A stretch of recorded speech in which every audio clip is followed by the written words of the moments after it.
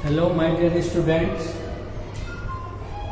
आज हम लोग एसी सर्किट के पावर फैक्टर के बारे में डिस्कस करेंगे। पावर फैक्टर एसी सर्किट में बहुत बड़ा महत्व रखता है। जैसा कि जानते हैं कि एसी सर्किट में पावर जो होता है वो W बराबर होता है V इंटू आई इंटू कॉस थीटा। तो वोल्टेज और करंट ये तो हम वोल्ट मीटर और एमीटर के द्वारा माप लेते हैं, लेकिन पावर फैक्टर इसमें जो जब तक पावर फैक्टर नहीं ऐड करेंगे तब तक सही वो पावर नहीं बताएगा। तो सबसे पहले हम लोग जानेंगे कि पावर फैक्टर क्या होता है। पावर फैक्टर का परिभाषा है, बहुत तरह से परिभाषित किया जाता है। पावर फैक्टर को बोला जाता है कि ट्रू पावर और एपरेंट पावर, ये दोनों के अनुपात को पावर फैक्टर कहा जाता है। ट्रू पावर और एपरेंट पावर के अनुपात को पावर फैक्टर कहा जाता है। अर्थात पावर फैक्टर बराबर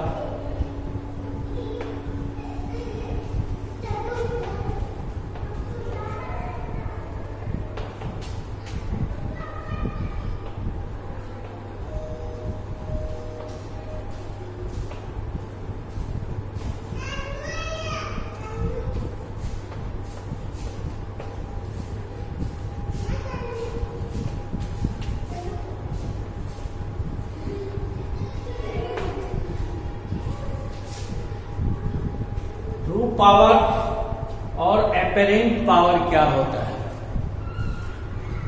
एसी सर्किट में वाट मीटर के द्वारा जो रीडिंग लिया जाता है उसे हम लोग ट्रू पावर कहा जाता है। और एसी सर्किट में वोल्टेज और करंट जितना प्रवाह होता है, जितना वोल्टेज उसमें रहता है, उसके दोनों के गुणनफल को एपरेंट पावर कहा जाता है। तो ट्रू वोल्ट वाट मीटर द्वारा जो रीडिंग होता है वो होता है V इंटू आई इंटू कॉस थीटा। और एपरेंट पावर जो होता है V इंटू आई। इस दोनों के अनुपात को पावर फैक्टर कहा जाता है। पावर फैक्टर को हम लोग कॉस थीटा द्वारा इंडिकेट करते हैं। इस तरह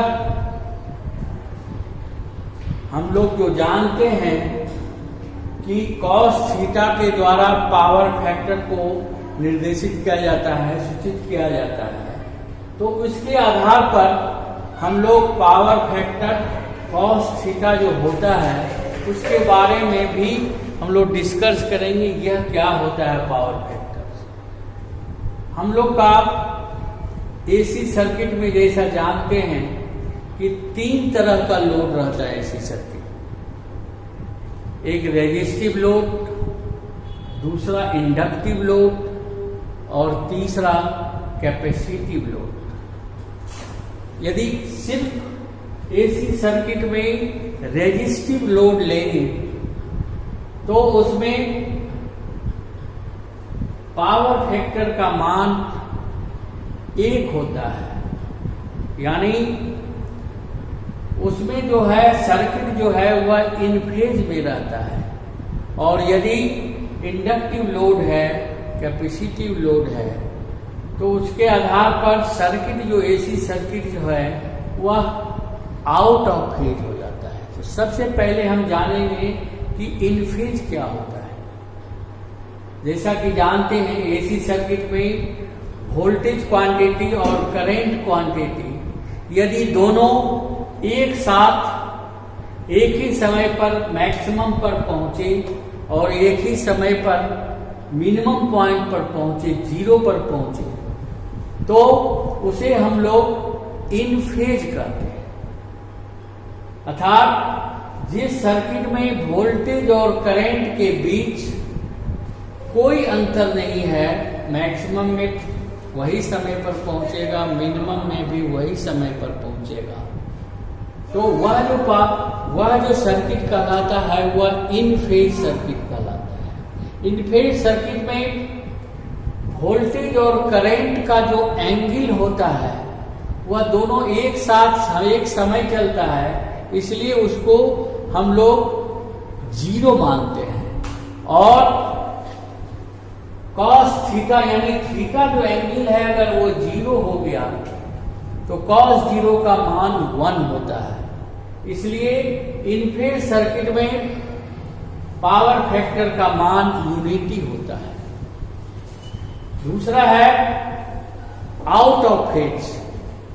जब एसी इलेक्ट्रिकल सर्किट में रेजिस्टिव लोड के अलावा इंडक्टिव लोड या कैपेसिटिव लोड लिया जाता है, उस कंडीशन में वोल्टेज और करंट दोनों एक समय पर अपना मैक्सिमम पॉइंट पर नहीं पहुंचता है और मिनिमम पॉइंट पर भी एक समय पर नहीं पहुंचता है, दोनों में अंतर हो जाता है। इसलिए यदि एसी सर्किट में वोल्टेज और करंट का मैक्सिमम पॉइंट पर एक समय पर नहीं पहुंचता हो और मिनिमम पॉइंट पर भी एक समय पर नहीं पहुंचता हो, उस अवस्था में हमारा सर्किट जो है आउट ऑफ फेज कहलाता है।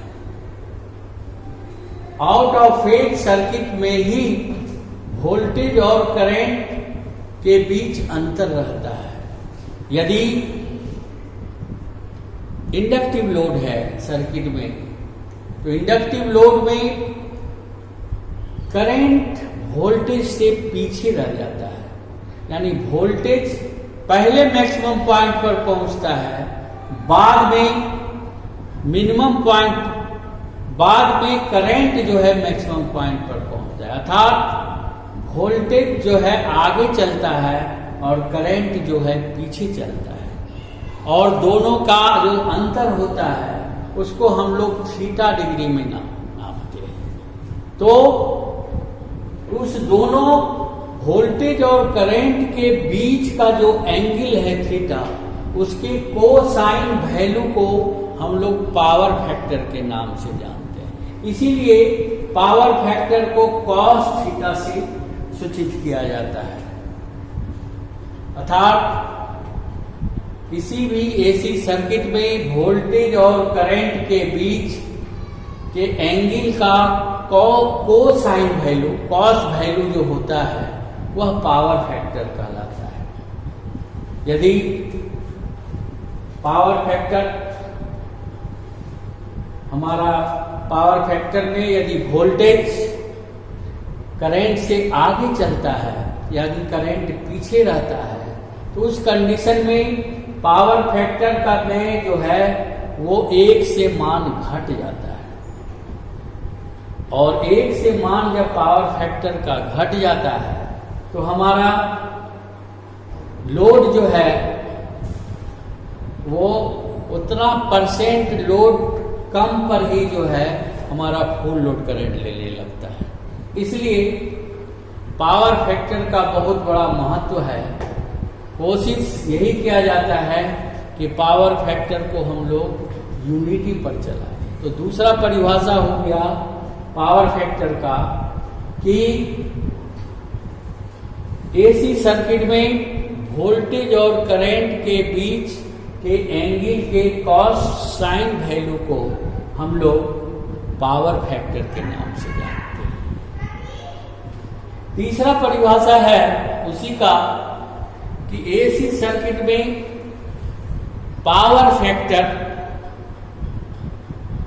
उस सर्किट के रेजिस्टेंस और इम्पीडेंस के अनुपात को कहा जाता है। अर्थात पावर फैक्टर बराबर होता है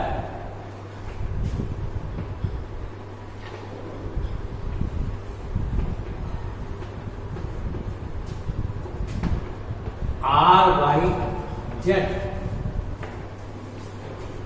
R जो है वो सर्किट का रेजिस्टेंस वैल्यू है और Z जो होता है वो सर्किट का इम्पीडेंस वैल्यू है। इम्पीडेंस आप लोग जानते होंगे कि इम्पीडेंस एसी सर्किट में क्या होता है।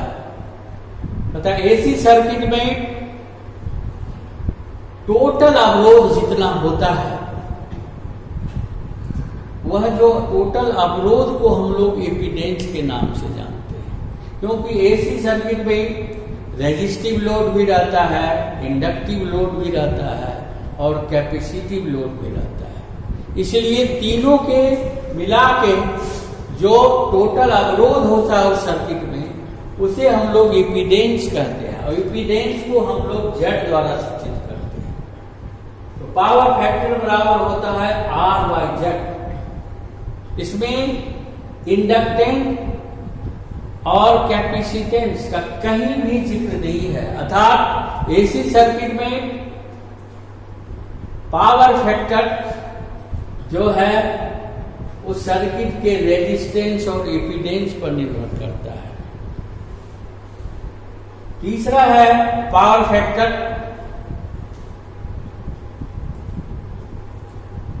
एसी सर्किट में यदि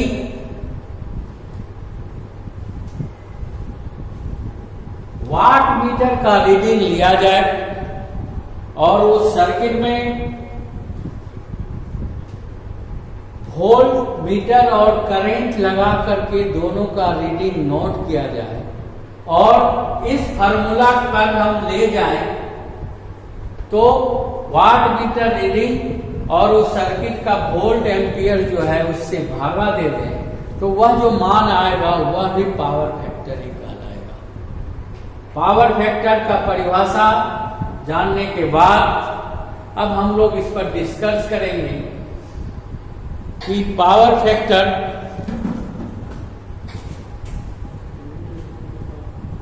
कम होने से क्या होता है।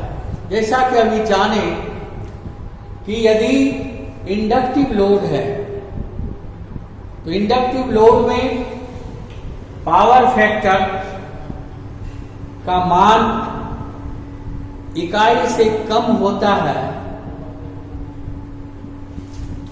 साथ साथ उसमें करंट जो है वह वोल्टेज से पीछे चलता है। इसलिए इंडक्टिव लोड में पावर फैक्टर जो मान कम होगा उसे हम लोग लैगिंग पावर फैक्टर कहते हैं। दूसरा है यदि उस सर्किट में कैपेसिटिव लोड है। कैपेसिटिव लोड का मतलब है कि वोल्टेज पीछे रहता है और करंट आगे चलता है। इसलिए जिस एसी सर्किट में वोल्टेज जो है पीछे रह रहा हो और करंट आगे चल रहा हो उसे हम लोग लीडिंग पावर फैक्टर के नाम से जानते हैं। यानी यदि सर्किट में कैपेसिटिव लोड लगा हुआ है तो उस सर्किट में पावर फैक्टर का मान यूनिटी से तो कम होगा ही, लेकिन वह जो पावर फैक्टर कहलाएगा लीडिंग पावर फैक्टर कहलाएगा। इसलिए पावर फैक्टर को दो भाग में बांटा गया है। पहला होता है यूनिटी पावर फैक्टर।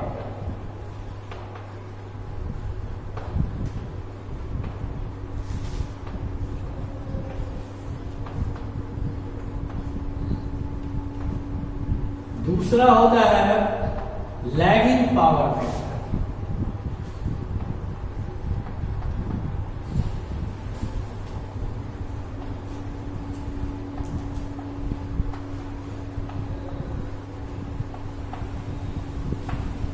तीसरा होता है लीडिंग पावर फैक्टर।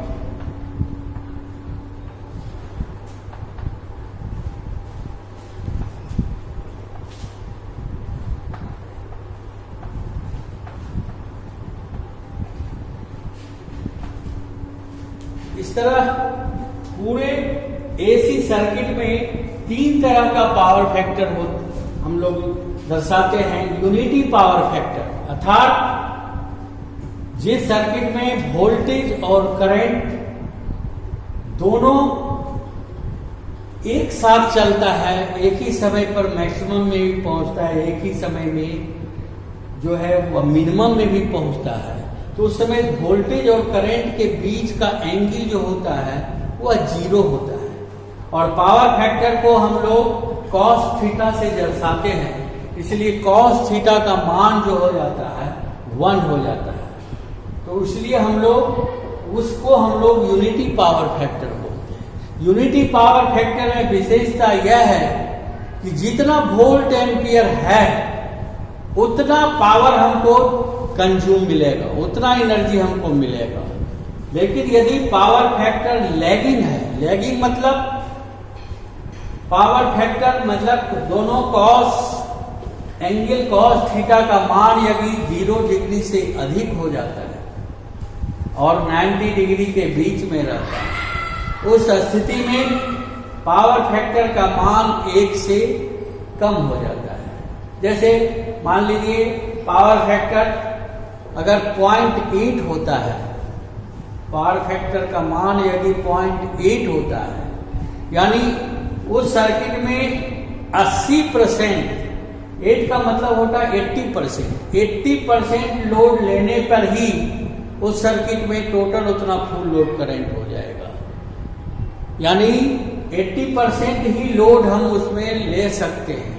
जैसे कोई ट्रांसफार्मर है, अगर 500 kVA का है और उसमें अगर इंडक्टिव लोड लगा हुआ है, पावर फैक्टर अगर उसमें पावर फैक्टर का मान 0.8 है, तो इस 80% यानी 500 का 80% जो है 400 किलोवाट लोड लेने पर ही वह ट्रांसफार्मर जो है फुल लोड में आ जाएगा। उससे अगर जहां ज्यादा अगर लोड बढ़ाना चाहेंगे तो ट्रांसफार्मर ओवरलोड होने लगेगा, इसलिए बिजली खर्च ज्यादा हमको पड़ेगा, उसमें करंट अधिक हो जाएगा। इसलिए पावर फैक्टर का बहुत बड़ा महत्व है।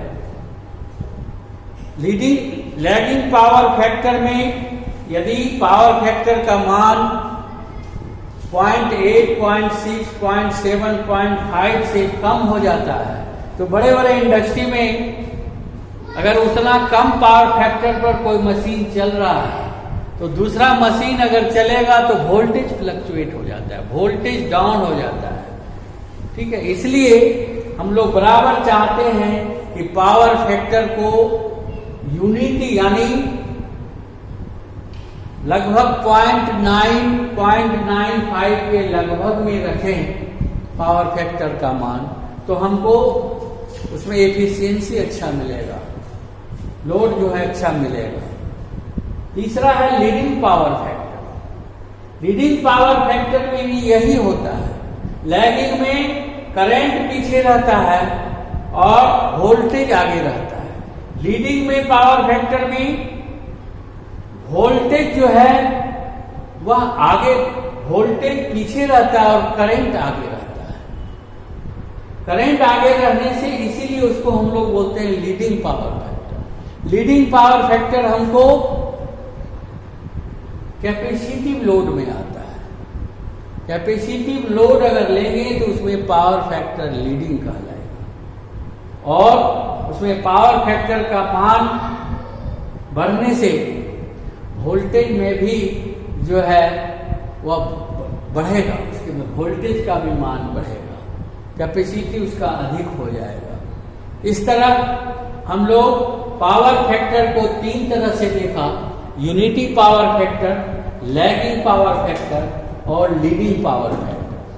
अब इस पावर फैक्टर को निकालने के लिए हम लोग उसको ट्रायंगल द्वारा निकालते हैं। ट्रायंगल के द्वारा जानेंगे कि पावर फैक्टर क्या। AR का मान निकालना है तो एंगल जो है 30 डिग्री का है, तो 30 डिग्री में यदि kVAR का मान निकालेंगे यह बराबर हो जाएगा रूट ओवर KW स्क्वायर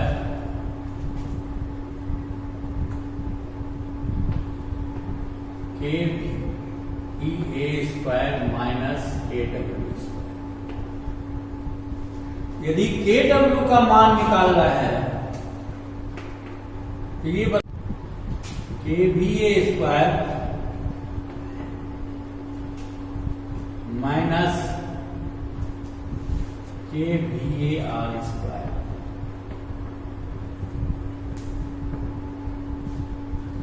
यदि KVA का मान निकालना है J बराबर root over KW square plus KVA square. ये ट्रिगोनोमेट्री है, इसमें आप लोग 9-10 में पढ़े होंगे कि लंब, आधार और कर्व के बीच से अगर 90 डिग्री ट्रायंगल में ट्रायंगल है तो उसमें कैसे मान निकाला जाता है, उसी आधार से निकाला जाता है।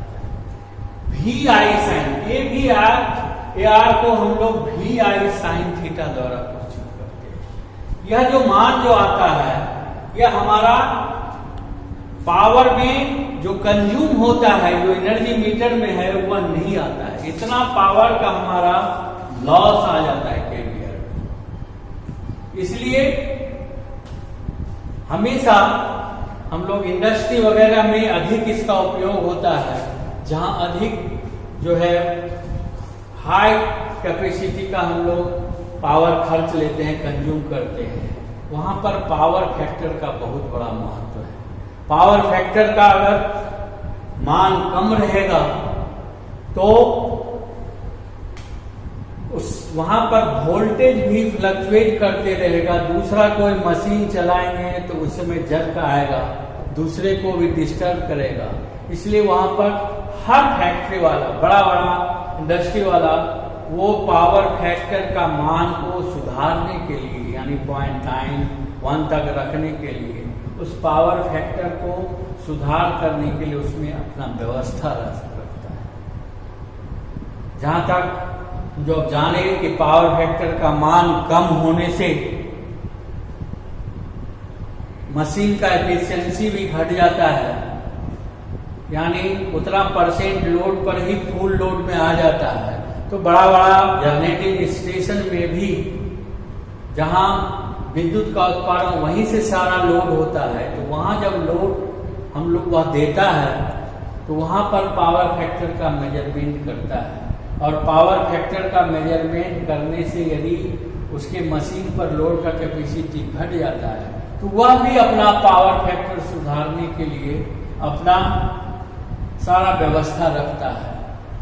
और जिस कंज्यूमर से पावर फैक्टर डाउन होता है उस पर वह जो जनरेटिंग स्टेशन कंपनी है वह उस पर पेनल्टी चार्ज करता है। इस तरह सभी बड़ा बड़ा इंडस्ट्री पावर फैक्टर के मान को सुधार करने के लिए अपना व्यवस्था रखता है। पावर फैक्टर को मान को सुधारने के लिए दो ही व्यवस्था होता है, या तो हम लोग कैपेसिटर लगा दें, कैपेसिटर बैंक लगा दें लाइन के पैरेलल में, तो उस सर्किट का पावर फैक्टर सुधार कर सकता है, क्योंकि कैपेसिटर लगाने से वह लीडिंग पावर फैक्टर करेगा। और इंडस्ट्री में अधिकतर जो है इंडक्शन मोटर चलता है, इसलिए वहां का पावर फैक्टर डाउन होने का अधिक चांसेस होता है, लैगिंग होता है। तो कैपेसिटर अगर वहां पर लगा देंगे तो वह जो लैगिंग पावर फैक्टर हो रहा था यह लीडिंग पावर फैक्टर लेगा और दोनों को न्यूट्रलाइज करने का कोशिश करेगा। इस तरह पावर फैक्टर के मान में वो एंगल में सुधार हो जाएगा। दूसरा विधि है सिंक्रोनस कंडेंसर, यानी सिंक्रोनस मोटर को नो लोड में चला के यदि ओवर एक्साइट करें तो उससे भी जो है वह लीडिंग पावर लेने लगता है। और लीडिंग पावर फैक्टर में से क्या होता है कि वह जो है उस सिस्टम में जो लैगिंग पावर फैक्टर था उसको न्यूट्रलाइज करता है। तीसरा विधि है फेज एडवांसर विधि। फेज एडवांसर के द्वारा भी हम लोग पावर फैक्टर को सुधार सकते हैं। लेकिन फेज एडवांसर थोड़ा कठिन है, क्योंकि उसमें जो है रोटर सर्किट में पावर बाहर से देना पड़ता है, इसलिए वो थोड़ा कठिन हो जाता है। इसलिए अधिकतर मुख्य तौर पर दो ही प्रकार का यूज होता है पावर फैक्टर सुधार करने के लिए। एक कैपेसिटर बैंक लगा करके पैरेलल में, और दूसरा सिंक्रोनस मोटर चलाकर। अधिकतर बड़े बड़े इंडस्ट्री में 3 फेज पावर सिस्टम यूज किया जाता है, इसलिए बड़े बड़े इंडस्ट्री में जहां 3 पावर सिस्टम यूज किया जाता है, वहां पर हम लोग 3 फेज का जो है कैपेसिटर बैंक लगाते हैं, जिसमें स्टार या कनेक्शन के द्वारा, स्टार या डेल्टा में कनेक्शन करके पावर फैक्टर को सुधार करते हैं। दूसरा है 3 फेज में उस लाइन के पैरेलल में नो लोड पर सिंक्रोनस मोटर को चला देते हैं और ओवर एक्साइटिंग करा करके लीडिंग पावर फैक्टर लेते हैं और सिस्टम का जो लैगिंग पावर फैक्टर है उसको न्यूट्रलाइज करते हैं। बड़े बड़े जनरेटिंग स्टेशन में भी अपना वो लोग सिंक्रोनस मोटर रखता है। जब उसका पावर फैक्टर अगर डाउन होने लगता है अधिक, तो वह जो है सिंक्रोनस मोटर चला के सिस्टम के पावर फैक्टर को सुधार करता है। इस तरह हम लोग देखें कि पावर फैक्टर बहुत बड़ा महत्व है।